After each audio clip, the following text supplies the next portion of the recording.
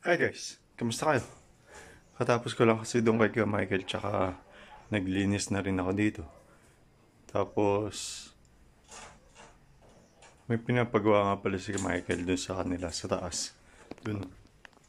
Hindi ko sure kung nakikita niyo yung gumagawa. Yan. Doon yun. Kaya magluluto na tayo kasi maaga yung pasok ni Andrew. Magluluto nga lang pala tayo adobo. Adobong pusit. Pero gagawa ko ng ensayladang mangga. Sarap! Ayan.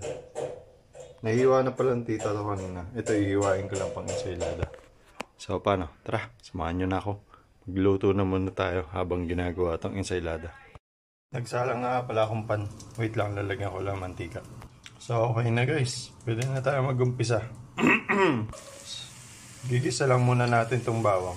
Lalabasin yung aroma, tapos isusunod ko na itong dalawa. Tsaka nilagay ko na rin yung sibuyas tsaka laurel. Sasangkotsa ko lang muna yan. Tapos sinunod ko na yung pusit. Haluin ko lang muna, wait lang. Tapos habang inalo ko na, tinimplahan ko na ng paminta betchin, suka tsaka toyo. Mamaya iahaw natin yung pusit.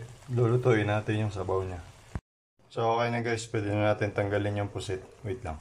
So okay na guys, palalaputin lang muna natin yung sauce niya. Balikan natin yan mamaya. Yummy! Habang nahintayin natin yun, umpisahan na natin itong ensaylada nating mangga.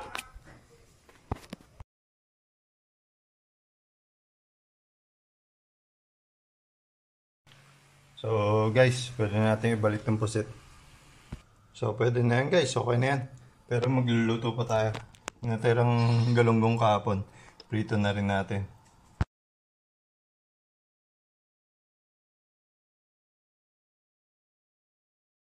So, pwede natin lagyan ng mantika guys. Wait lang.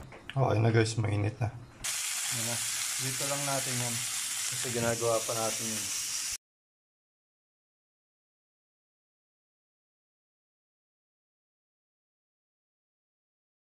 So guys, pwede na yan. Luto na yan. Para matapos na natin yung ensaylada natin.